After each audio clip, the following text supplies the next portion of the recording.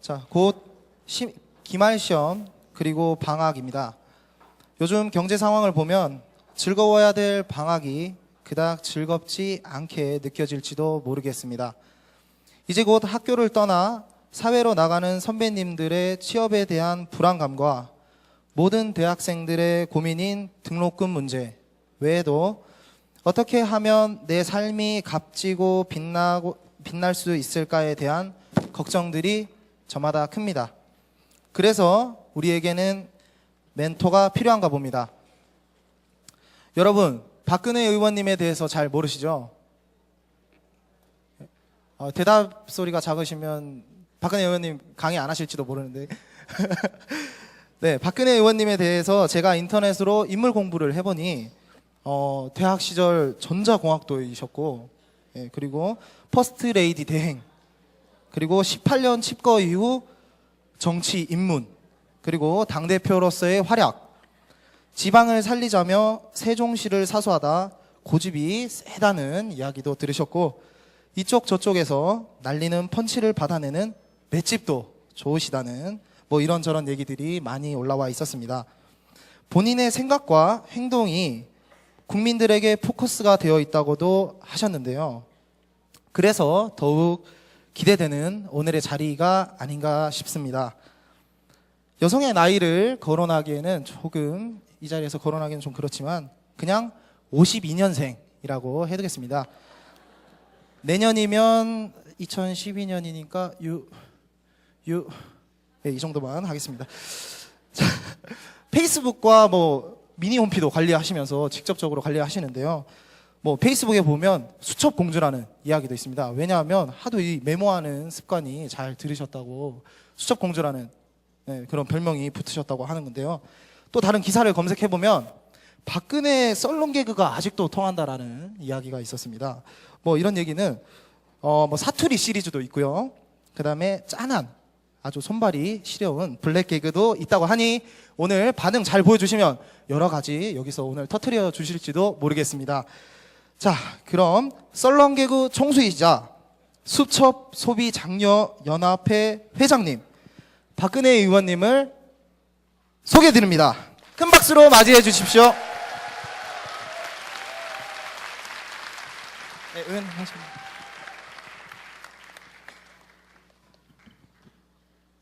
예, 학생 여러분 안녕하세요. 참 이렇게 가까이서 여러분들을 만나서 제 생각도 얘기를 하고 또 여러분 얘기도 들을 수 있는 기회를 갖게 돼서 기쁘고 반갑습니다. 또 많이 관심을 가지고 이렇게 많은 분들이 참여해 주셔서 감사드립니다. 제가 오늘 이렇게 학생 여러분들을 만나면서 어떻게 하면 제 생각을 전달하는데 좀 더 여러분도 이렇게 좀 생동감을 느끼면서 재미있게 보실 수 있을까 하고 연구를 하다가 오늘 이제 여기 제목같이 내 마음의 사진이라는 제목같이 그동안 제가 마음속에 이거 참 아주 좋은 사진이다, 인상에 남는 사진이다 하고 골라놨던 몇 개를 여러분한테 소개하면서 사진을 곁들이면서 여러분한테 얘기를 하면 좀 더 재미있지 않을까 해서 몇 장을 골라왔습니다. 그럼 먼저 사진을 보면서 얘기를 나누도록 하겠습니다. 이 사진 뚜렷이 보이시나요? 좀 이렇게 뿌연 것 같아요. 예. 똑똑하게 나온 건가요? 이 정도면은? 대답을 해주셔야 오늘 강의가 재밌어집니다. 예, 먼저 이렇게 이제 이 사진으로 얘기를 시작을 하겠는데, 이 사진을 여러분들 보실 때 가까이 자세히 보면은 뭔가 다른 나무하고 다른 좀 이상한 점이 있는 것 같지 않으세요? 예, 뭐 어떤 분이 좀 뭐가 이상한지, 뭐가 다른 나무하고 다른지 설명 좀 하시겠어요? 예, 예, 저기 손 들고 말씀, 예. 예, 맞습니다. 이 나무가 분명히 같은 뿌리에서 이렇게 자라났을 텐데 한쪽은 아주 잎이 무성하고 한쪽은 앙상하게 말랐습니다. 그러면 이 나무가 이게 분명히 뭐가 잘못되어 있는 것 같은데 이제 모양이 이렇게 아주 심한 불균형을 이루기 때문에 흉하잖아요. 그러면 이 나무가 다시 균형감이 있는 아주 멋진 나무로 이렇게 보이게 하기 위해서는 어떤 해결책이 있을까요? 이것도 뭐 여러분들께서 혹시 뭐 좋은 아이디어가 있으면 예, 제가 말씀을 그냥 드리겠습니다. 자꾸 또 질문을 하는 것도 여러분 피곤하게 해드리는 일일지도 몰라요. 그러니까 이 뭐 한쪽에 잎이 있는 거를 다 떼어내든지 균형을 맞추기 위해서, 그렇지 않으면 이 앙상한 쪽은 아주 잘라내든지 뭐 그럴 수도 있겠죠. 그러나 그것은 근본적인 해결책이 아니지 않겠습니까? 그 뭐 잠시 문제점을 가릴 수는 있을지 몰라도 그렇다고 해서 이 나무가 모양이 좋아지는 것도 아니고 근본이 해결되는 것도 아니고, 또 그렇게 한쪽이 잘라지거나 일부러 잎을 띈 나무가 오래 살아남지도 못하겠죠. 그래서 그거는 그 임시 방편이기도 하고 근본 치료가 안 된다. 그러면 이렇게 나무가 불균형하게 자란 근본 이유는 다시 말하면 뿌리에 있겠죠. 그러니까 뿌리가 땅에서부터 양분을 잘 빨아 올려서 골고루 이렇게 줘야 되는데 이게 균형을 잃다 보니까 한쪽만 자라고 한쪽은 아주 자라지를 못하게 됐습니다. 그래서 저는 이 사진을 보면서 우리나라 현재의 모습을 떠올렸어요. 지금 우리나라를 보면 참 이게 불균형이 심각하다. 이런 거 우리 학생 여러분도 다 느끼실 겁니다. 수도권과 지방의 차이, 대기업과 중소기업의 차이, 또 그 어른 세대와 뭐 젊은 세대의 차이라든지, 또 서민과 부자의 이 격차가 점점 그 심해짐으로써 사회가 불안정하고 또 갈등의 큰 요인이 된다. 이렇게 되면 전체가 다 나라가 건전하게 발전할 수도 없고 또 모두가 행복할 수가 없다 하는 이런 그 심각한 문제, 우리가 반드시 해결해야 될 문제가 떠올랐습니다. 우리 그 지방에 있는 우리 여러분들도 참 마음의 아픔이 많은 것 같습니다. 그 대기업의 어떤 추천장 하나를 얻으려고 해도 이게 하늘의 별 따기보다 더 힘들다. 또 뭐 취업 설명회가 있다고 하면은 서울까지 자비를 들여서 또 가야 된다. 이런 여러 가지가 참 여러분 마음을 그 아프게 하고 있는 것으로 알고 있습니다. 그래서 그 우리 사회가 이런 그 불균형을 해소하고 어떤 학벌이라든가 이런 것이 중시되는 것이 아니라 학벌 때문에 실력이 당당히 있음에도 불구하고 아예 배제된다든가 이런 거 너무 가슴 아프고 억울한 일이잖아요. 그런 사회가 돼서는 안 되고 그 실력과 능력으로 그리고 기회가 공평하게 주어지는 이런 사회가 돼야 이런 불균형이 해소되는 것이고 또 우리 모두가 그 건강한 나라를 만들 수가 있다는 그런 그 생각에서 우리나라 모습을 떠오르면서 이 사진을 골라봤습니다.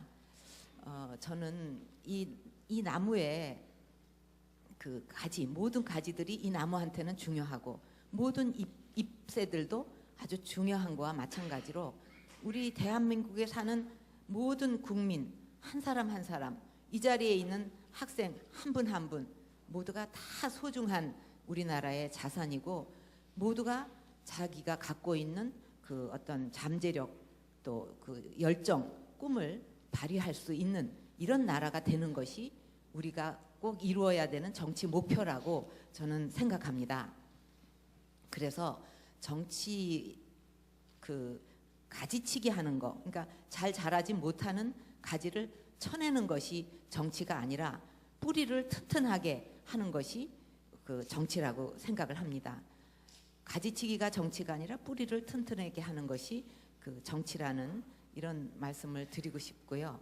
그래서 우리나라의 어느 지역에 살든 또 어느 학교를 나왔든 어느 직업을 가졌든 모두가 소중한 존재로서 자신이 갖고 있는 꿈과 그 열정을 마음껏 그 발휘함으로써 자기의 가치를 최대한 발휘시킴으로써 본인이 행복감을 느끼고 또 그런 한 사람 한 사람이 다 그렇게 잠재력을 발휘한다면 그 합이 모여서 나라가 발전하는 시대다. 그리고 또 그게 더 나아가서 우리 지구 공동체, 인류 공동체에도 기여할 수 있는 그런 나라가 되는 것, 이런 나라를 만드는 것, 이것이 제가 정치를 하는 최고의 이유이고 목표입니다. 그래서 이 사진에 대한 설명도 좀 잠깐 드려야 되겠는데 네이버에 그 오늘의 사진이라는 그 포토 갤러리 있죠. 거기에 몇 년 전에 이렇게 제일 앞에 떴던 사진입니다. 근데 이 사진을 찍은 작가가 아마추어라고 그래요. 근데 아마추어인데도 이렇게 하여튼 상상력과 어떤 그 뭐랄까 창의적인 생각을 가지고 이런 훌륭한 그 작품을 낼 수가 있었구나 이런 생각이 듭니다. 이 사진은 여기에서 우선 마치겠습니다.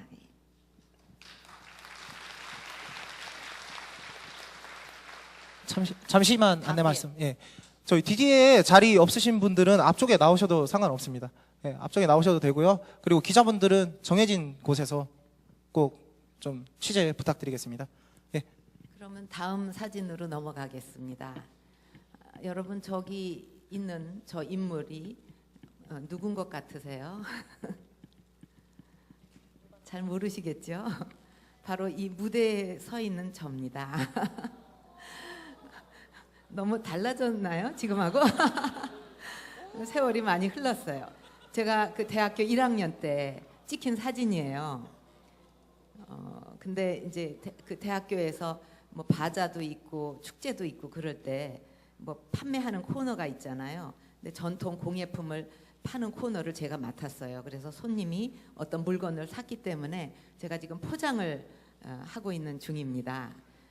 그 대학교 때 제가 그 전자공학을 전공했다는 얘기를 아까 소개를 해주셨는데 지금도 그럴 거예요. 근데 그때도 공대에는 여학생이 아주 드물었습니다. 제 경우에는 2명 있었어요. 전자공학과에. 근데 그 한 학생이 중간에 뭐 다른 데 간다고 떠나는 바람에 저 혼자 남았어요. 그 졸업 때까지. 근데 공대는 이제 여학생이 너무 적다 보니까 아주 행복한 착각을 많이 한다고 그럽니다. 그 공대에 다니는 여학생의 가장 큰 착각이 뭔지 아세요? 자기가 굉장히 예쁘다고 생각하는 이런 착각을 한다는 겁니다. 숫자가 적다 보니까. 그래서 저도 학교 다닐 때 제 과에서 꽤 인기가 있었던 걸로 기억을 하는데 그게 제가 아주 이뻐서 그런 걸로 생각을 했었어요. 예. 참 이런 엉뚱한 착각이 있을 수가 있습니다. 근데 제가 전자공학을 전공했다고 말씀을 드렸는데 왜 제가 전자공학을 택했을 것 같습니까? 이제 지금 우리나라 지금 현재도 그 성장 동력, 그러니까 지금 당장도 문제지만 앞으로 우리나라가 뭐를 먹고 살아야 되며 어떤 미래 산업에 우리 그 모든 역량을 집중해야 되냐 하는 게 굉장히 중요한 문제입니다. 그런 준비 없이 가다가는 그 어느 날 정말 그 나라 경제며 모든 것이 힘들어지니까요. 그래서 미리미리 준비를 해야 되는데 그 당시에는 그 전자 산업이라는 것이 우리 미래에 아주 중요한 우리나라를 발전시킬 그런 중요한 산업이라는 그런 그 공감대가 있었습니다. 그때만 해도 우리나라 전자 산업이라는 건 아주 애기 그 포대에 쌓인 애기 같이 걸음마 단계였음에도 불구하고 그런 것을 미리 알아내 가지고 이제 집중을 하고 있었습니다. 그 전자 산업이 어떤 좋은 점이 그때 많았는데 우리나라로서는 그 공해도 많지가 않고 그 전자 산업이 또 굉장히 부가가치를 높일 수 있는 산업이다. 그러니까 무슨 저 섬유나 뭐 이런 거 또 무슨 곰을 만들고 뭐 이렇게 해서 파는 커다란 부피보다도 그 칩을 가지고 이렇게 조그맣게 만드는 그 당시에는 뭐 트랜지스터 라디오라든가 이런 거가 부피도 적은데 부가가치는 훨씬 더 크고 그 당시는 그런 수준이었어요. 그래서 제가 나도 좀 그런 그 나라 발전에 어떤 역할을 해봐야지 하는 그런 생각으로 이과를 택해서 이제 전자공학을 전공을 했는데 저는 뭐 그 중간에 그거를 끝까지 공부할 수 있는 사정이 안 됐기 때문에 그 길로 계속 나가지는 못했지만 그 당시에 우리 그러니까 여러분의 선배들이 그 아주 척박한 아직 자라지도 못하는 그 전자산업에 많이 열정을 갖고 뛰어들어서 오늘날 우리나라 IT 강국이 되지 않았습니까? 그때를 생각하면 거의 기적과 같은 일입니다. 지금 우리나라 세계적으로 IT 전자 분야에서 컴퓨터, 뭐 TV, 반도체 뭐 이런 여러 가지에서 기술력에 있어서도 아주 세계적이고 또 시장 점유율에 있어서도 세계적이고 그래서 그때 그렇게 그 아주 걸음마 단계인 산업에 뛰어들어서 오늘의 이런 그 기적 같은 일을 만들고 그걸로 우리나라가 발전했다 하는 거를 생각할 때 그러면 이 자리에 여러분들도 30년 제가 졸업한 지 지금 37년 되거든요. 그러니까 한 30년을 잡고 이 자리에 계신 여러분들이 30년 후에는 어떤 대한민국을 만들 것인가 이게 아주 중요하다고 생각합니다. 그거는 여러분만의 미래가 아니고 바로 우리나라의 미래가 되고 우리나라 미래에 대한 선택이 되기 때문에 여러분들이 어떤 선택을 하고 어떤 대한민국을 만들 건가 그때는 여러분들이 주역일 테니까 그런 게 아주 중요하다고 생각을 합니다. 그래서 여러분들이 만들고자 하는 대한민국을 그렇게 만들기 위해서 지금 가장 중요한 것이 무엇인가 할 때 저는 바로 이거라고 생각합니다. 여러분들 한 분 한 분이 갖고 있는 그 꿈, 또 어떤 소질, 잠재력, 이 가능성 이것을 최대한 발휘할 수 있는 그래서 그 꿈을 마음껏 펴볼 수 있는 그런 환경을 만드는 것 이것이 가장 지금 중요한 일이라고 생각하고 또 저도 그 분야에 있어서 더욱 많은 노력을 하고 관심을 갖고 노력을 하겠다. 그래서 여러분들이 사회에 나왔을 때 정말 마음껏 그 실력을 발휘하고 꿈을 펼칠 수 있는 그런 나라를 만드는 거 이건 사실은 우리 정치원의 몫이기도 하고 기업이나 사회 전체가 책임지고 꼭 이루어야 될 일이기 때문에 그렇게 최선을 다하겠다는 말씀을 드리면서 여러분의 가능성을 활짝 피우는 일 이거에 앞으로 더욱 관심을 갖고 노력하겠다는 말씀을 드리겠습니다. 그러면 다음 사진으로 넘어갑니다. 지금 가능성에 대해서 얘기를 했는데 이 사진도 또 하나의 가능성을 보여주는 사진입니다. 여러분 이 사진이 뭔지는 되게 아시겠죠? 뭔지 잘 구별 안 되시나요? 예, 이 옆에 사진은 그 남산 타워 그 입구에 그 자물쇠들 쭉 모아놓은 데 있죠. 그거를 찍은 것이고 또 이 옆에는 알록달록한 우산 이렇게 돌아가는 우산을 찍은 겁니다.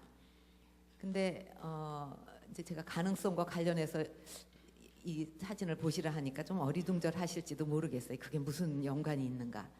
근데 여러분 먼저 좀 질문을 한번 드리겠어요. 이 두 사진의 공통점이 뭔지 한번 생각해 봐 주실래요? 이거 굉장히 어려운 질문 같죠? 제가 생각해도 좀 어려울 것 같아요. 그래도 여러분들 한번 두 가지 공통점이 뭔지 생각해 보시고 조금 이건 어려운 질문이니까 제가 여러분들 머리를 짜내서 생각하시는 동안에 쉬운 질문을 한 2개 해볼게요. 이건 쉬운 거예요. 국회의원하고 코 속에 있는 코털 이 2개의 공통점이 뭐겠습니까? 예? 어떻게 해야 된다고요? 밀어야 돼요. 그거는 정답은 아니고 정답은요. 신중하게 조심해서 뽑아야 된다는 겁니다.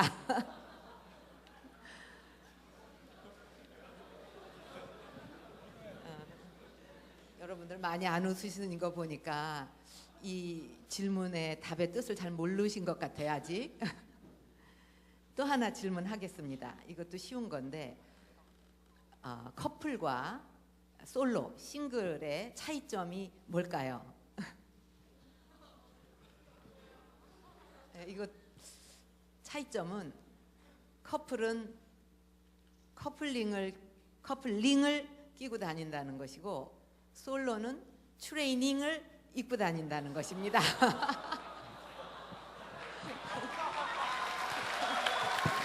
네, 썰렁 개그 나왔습니다. 예, 이 개그는 좀 통한 것 같아요. 네, 여러분 아직 그 공통점을 모르시죠? 그러니까 너무 여러분들 머리 아프게 하는 것보다 제가 답을 하겠습니다. 사실 이 두 사진의 공통점을 이렇게 눈으로 봐서 알아내기는 참 힘들어요.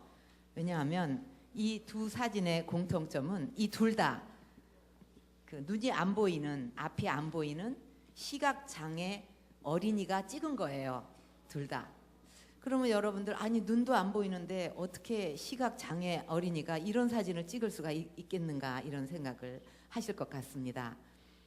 이 앞에 이제 이 사진은 아까 제가 남산 타워에 있는 그 열쇠, 자물쇠 모아놓은 데라고 했는데 뭐 다 되게 많이 아시겠지만 좀 더 설명을 드리면 남산 타워에 올라가면은 그 연인들이 거기 같이 와가지고 우리 사랑을 영원히 변치 않도록 약속하자 이렇게 하고는 두 개의 자물쇠를 이렇게 걸어요. 그리고 채우고 나서 그 열쇠를 바깥에가 던져버립니다. 그러면 그 두 개 자물쇠는 열 길이 없죠, 영원히. 그러니까 그렇게 아주 굳은 그 맹세를 하고 사랑의 약속을 하고 거기다 이렇게 걸어놓고 그러는 장소입니다. 근데 이 사진이 어떻게 찍혔냐 하면 시각장애 이제 어린이들이 사진 수업으로 남산 타워를 방문을 했는데 앞이 안 보이니까 이 어린이가 뭔가 쇠 냄새가 자꾸 나더라는 거죠. 그러니까 거기를 가까이 가서 이렇게 만져보니까 자물쇠들이 있더라. 그래서 이 코로 냄새를 맡고 이렇게 거기 가가지고 그 상상을 하면서 그 찍었고 사진 설명이 그렇습니다.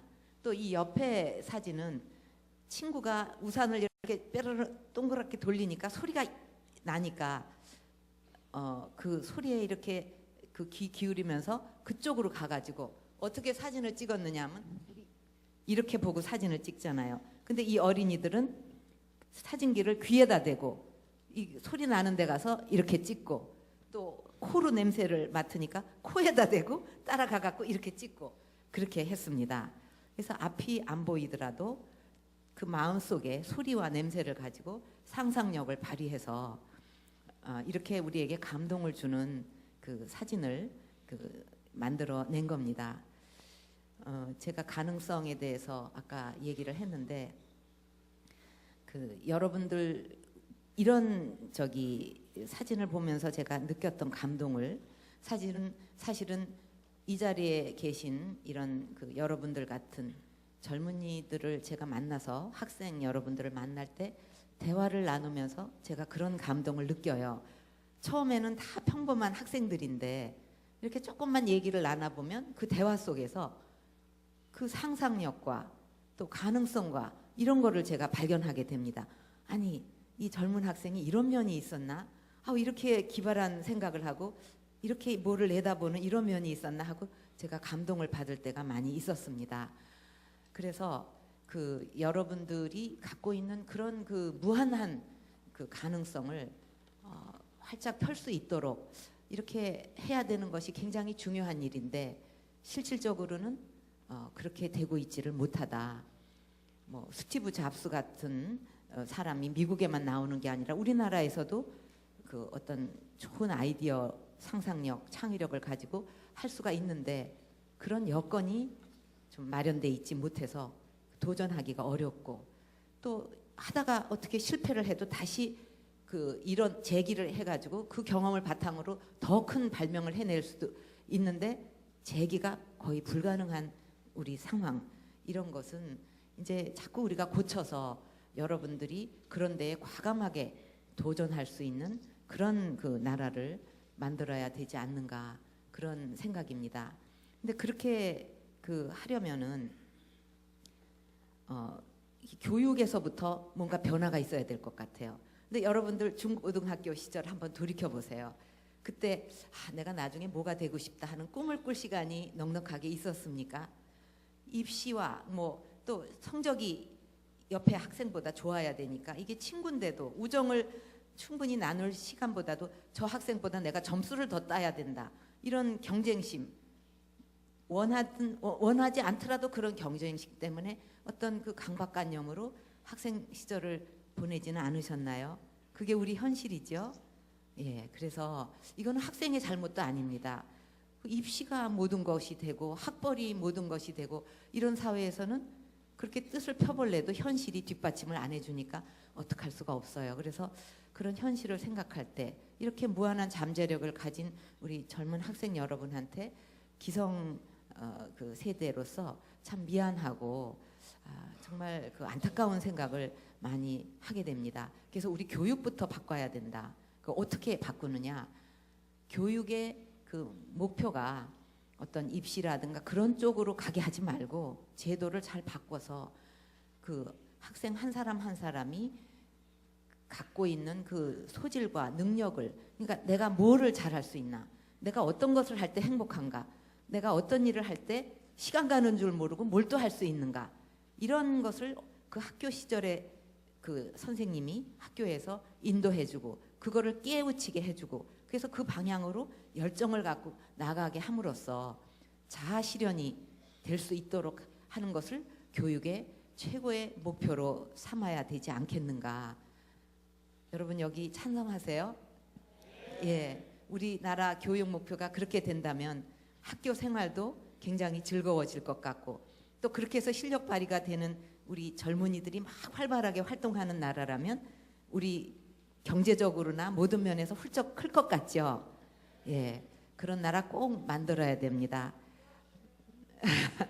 예, 그게 제가 정치하는 중요한 목표 중에 하나라고 했으니까, 아니 최고의 목표라고 했으니까 그런 세상이 오도록 노력을 최선을 다하겠습니다. 아마 그렇게 교육이 바뀌고 그 모두가 실력 발휘를 마음껏 할 수 있는 세상이 되면 여러분들이 사회에 나와서 40세 내지 50세 정도 될 때쯤이면 우리나라가 G20가 아니라 G5에도 속할 수 있다, 너끈히. 저는 그렇게 생각합니다.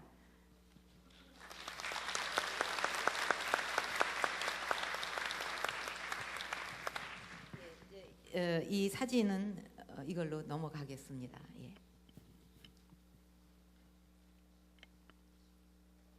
예, 이제 다음 사진을 한번 봐주시기 바랍니다. 이 사진은 우주에서 찍은 우리 지구의 모습입니다. 우주에서 찍은 지구의 모습. 여기 하나 좀 제가 보여드릴 게 있는데, 여기쯤, 우리나라가 여기쯤 있죠? 근데 이거 밤에 찍은 거예요. 근데 우리나라 한반도 모양이 안 나타나고 우리 대한민국 여기만 나타납니다. 밤에. 거기는 불이 환하게 밤에도 켜 있고 요 위쪽은 없으니까 그냥 완전히 우리 한반도가 요런 모양으로 돼버렸어요. 왜 이렇게 됐는지 아시죠? 참 이 그림 사진 하나가 시사하는 바가 많다고 생각을 합니다. 지금 이 지구 전체를 한번 보면서 이게 세계다, 이제 이렇게 생각하면서 한번 좀 생각을 해보세요. 이 전 세계적으로 이렇게 넓은 전 세계 다양한 나라에 존재하는 직업이 몇 개나 될 것 같습니까? 네, 제가 답을 계속 하면서 할게요. 질문이 너무 많은 것 같아요. 13만 개 정도 된다고 그럽니다. 네, 그렇게 많은 줄 모르셨죠? 그러면 우리나라에 존재하는 직업 숫자가 또 몇 개나 될까요? 세계적으로는 그렇고. 예? 10만 개요? 아, 너무 엉뚱해요. 그 답은 한 13,000개 된다 그럽니다. 그러니까 그 13만 개를 놓고 자기 꿈을 선택하고 이러는 거 하고 13,000개 그걸 놓고 하는 거 하고는 상상력이라든가 도전하는 데 있어서 분명히 한계가 생기겠죠. 근데 그나마도 우리 그 부모님들이나 어른들이 우리 젊은 학생들한테 이 과를 선택해라, 나중에 이런 직업을 택해라 하고 권하는 거는 또 몇 개나 되겠습니까? 예? 그건 너무 적고요. 제가 알기로는 한 20여 개, 20 몇 개 정도밖에 안 된다고 그럽니다. 그러니까 그 타고난 소질도 다 다르고 관심도 다 달라서 얼마든지 다양성을 넓힐 수가 있고 이런 직업도 필요하고 저런 가능성도 있음에도 불구하고 그냥 요렇게 몇 가지 택하는 게 출세하는 거고 성공하는 인생이다 하고 딱 그냥 정해져 버리고 그렇게 하는 거가 다라고 하다 보니까 전부 이쪽으로 몰려가지고 그냥 필요 이상의 미어 터지는 그런 경쟁이 심화되고 또 한쪽은 찾지도 않고 이런 나라가 돼버렸습니다. 그래서 제가 강조하고 싶은 것은 이렇게 다양한 세상에서 그냥 몇 군데에 다 몰려가지고 그거 자기 소질이나 그거하고도 다를 거예요. 그래도 어거지로 가는 거예요. 그게 성공하는 길이라고 하니까 그렇게 돼서는 안 되고 이 다양성이 인정받고 또 어느 그 직업을 택하더라도 그게 어떤 게 더 훌륭하고 좋다가 아니라 다른 겁니다.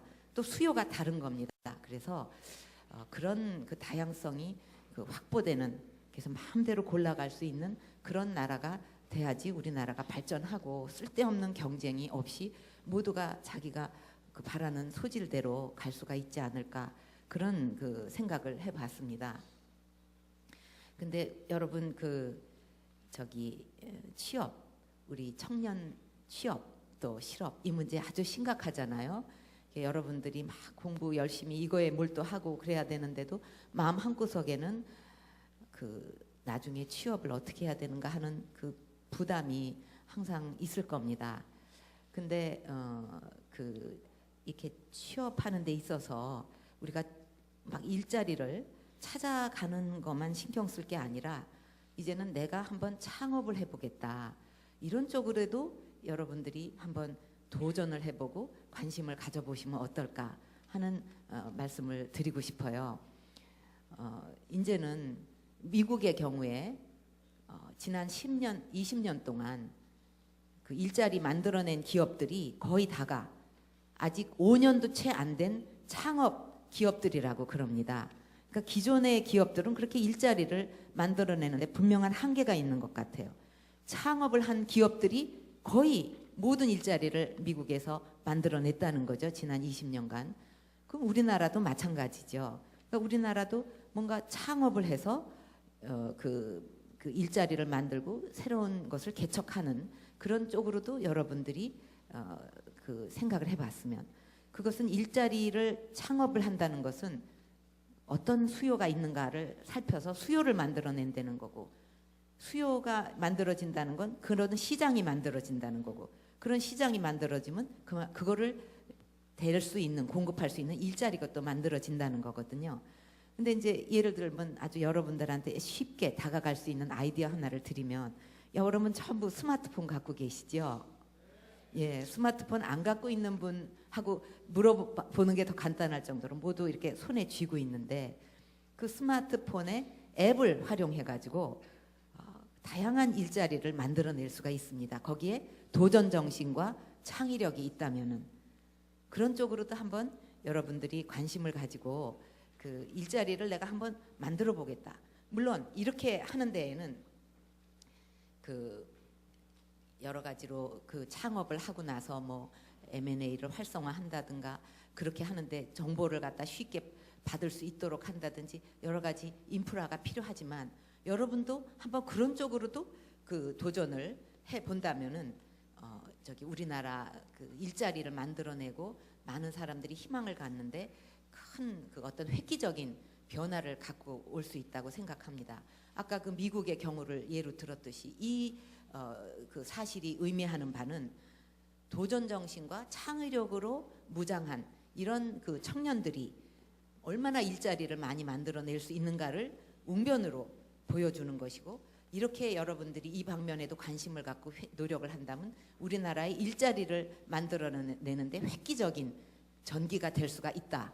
그리고 이제 저나 또 우리 사회에서 해야 될 일은 그런 여러분들의 도전이 활발하게 이루어질 수 있도록 필요한 인프라를 두껍게 확충을 하는 일이라고 생각합니다. 그래서 저는 여러분한테 그런 인프라를 만들어서 제도적으로 환경적으로 뒷받침해드리겠다는 약속을 하고 여러분들은 그렇게 한번 용기를 내서 해보겠다는 약속을 하고 이거 가능할까요 지금?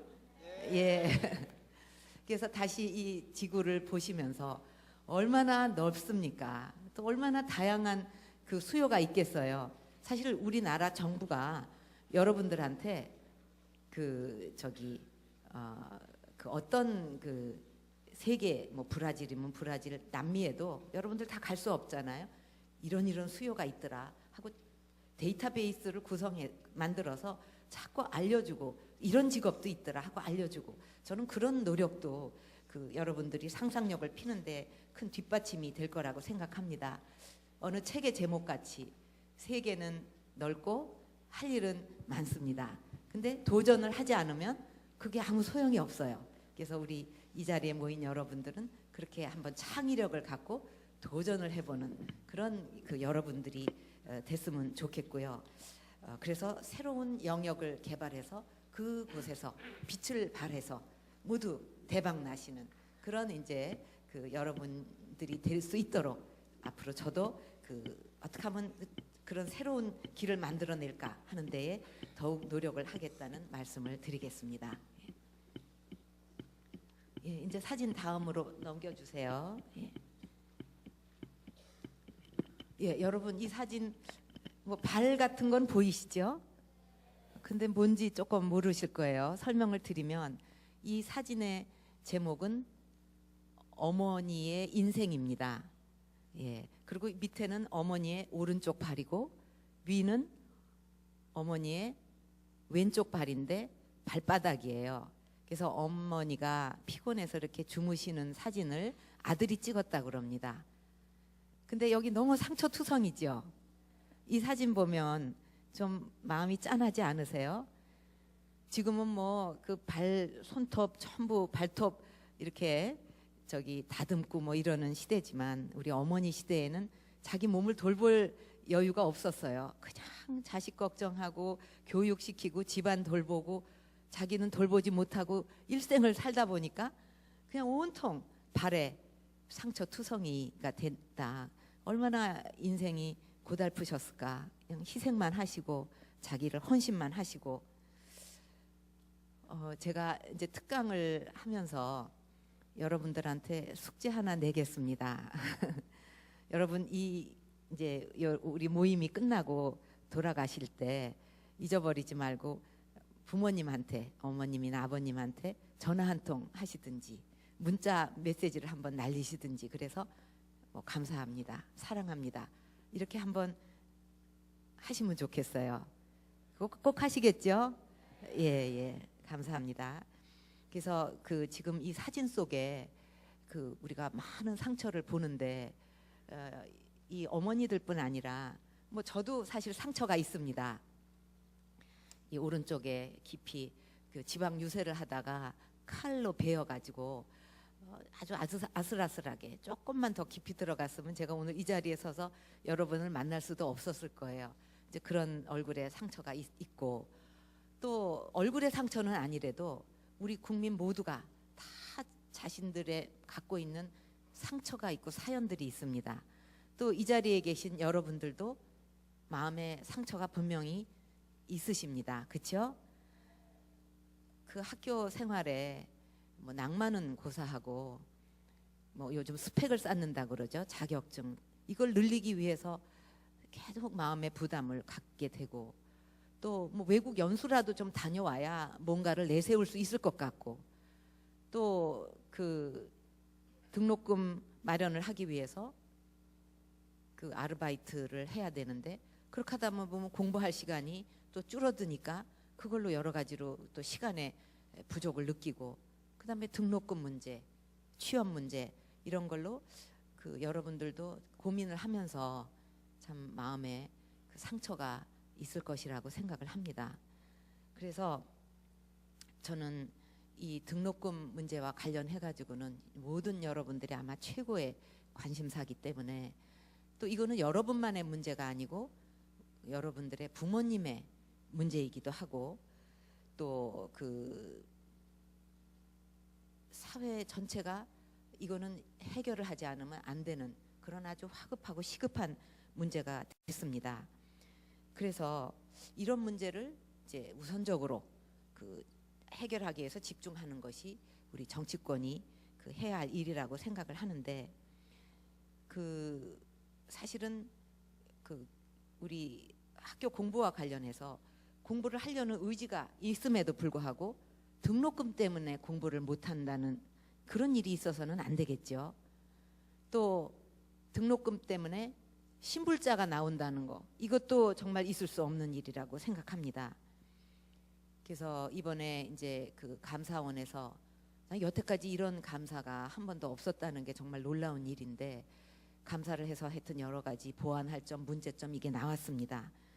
그래서 이제 그 뭐 정부에서도 지금 그걸 가지고 대책을 마련하고 있는데, 제가 큰 틀에서 이렇게 말씀을 드리면, 물론 정부의 그 재정 지원도 확충이 돼야 됩니다. 그래서 장학금이라든가 이런 거에 대해서 더 좀 우리 고등교육에 재정 지원을 확충해야 되고, 또 하나 제가 관심을 갖고 있는 부분은, 여러분도 그러실 텐데, 그 학자금 대출이 여러분들한테 부담이 없이 되도록 제도가 획기적으로 개선돼야 된다고 생각을 합니다.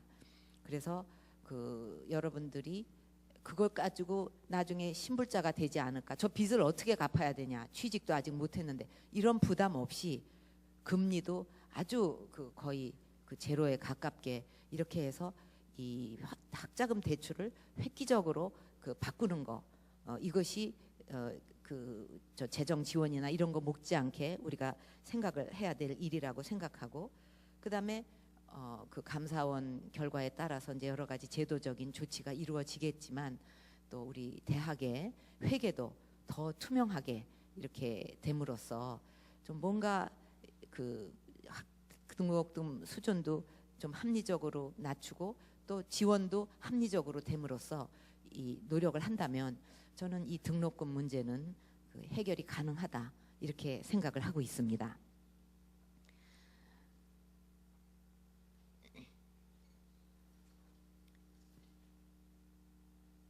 그러면 저 다음 사진으로 넘어가겠습니다.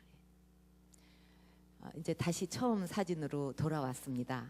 이제 이 사진을 이제 그 제 마무리 이야기로 이렇게 삼으려고 하는데요. 이 나무가 이렇게 불균형을 이뤄서 제대로 자라지 못하듯이, 제 그 어떤 꿈이 있다면, 그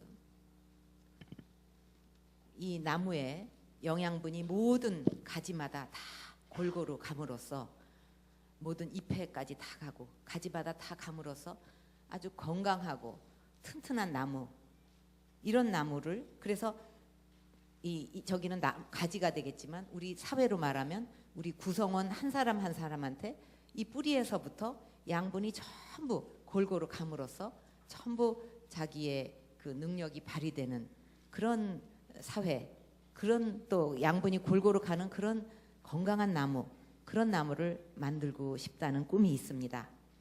또 특히 여러분 같이 이렇게 파릇파릇한 새순 같은 여러분들이 그 땀 흘려서 노력한 만큼 뭔가 그 보답을 받을 수 있는 그런 그 나라를 꼭 만들고 싶다, 그런 꿈이 있습니다.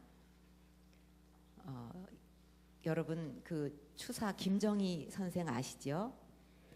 명필로 유명한 분인데, 그 노력 없이 아무리 그분이 타고난 재능이 뛰어나지만, 그렇게 뛰어난 재능을 가진 분도 노력 없이는 이루어질 수 없다 하는 거는 여러분도 상식적으로 상상이 되시지 않습니까? 이렇게 뛰어난 재능을 가진 분도 이런 명필이 돼서 그 최고의 달인의 경지에 오르기까지 어떤 노력을 했느냐 하면, 벼루를 10개나 구멍을 냈다고 그럽니다. 벼루를.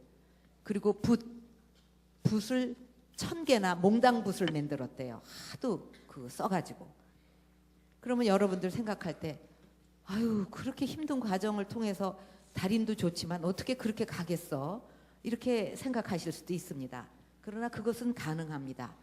어떻게 가능하냐면, 내가 꼭 이 꿈을 이루겠다, 그렇게 하겠다는 열정이 생기면 어떤 어려움도 그렇게 힘들지 않게 기꺼이 그 고생을 마다하지 않고 나갈 수 있는 힘이 생깁니다.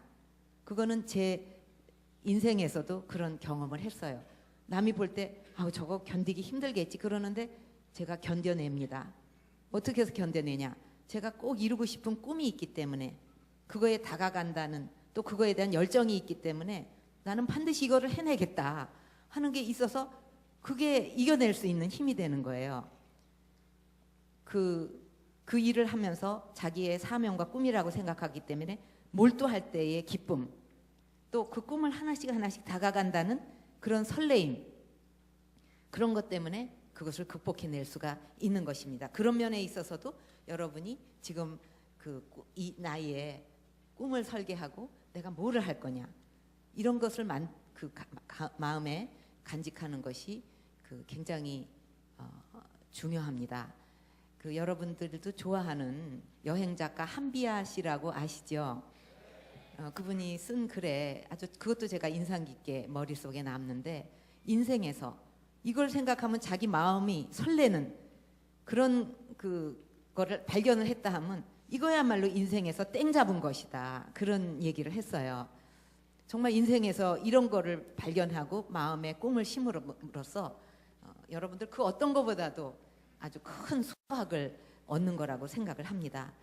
그래서 여러분들이 기쁨을 가지고 마음의 설람을 가지고 여러분들의 꿈을 실현시키고 또 그것이 발휘될 수 있도록 또 그런 사회가 되도록 우리 정치 또 우리 사회 전체가 앞으로도 계속 노력을 해서 반드시 그런 사회를 이루어내겠다는 그런 각오의 말씀을 여러분께 드리면서 오늘 저의 이야기는 마치도록 하겠습니다.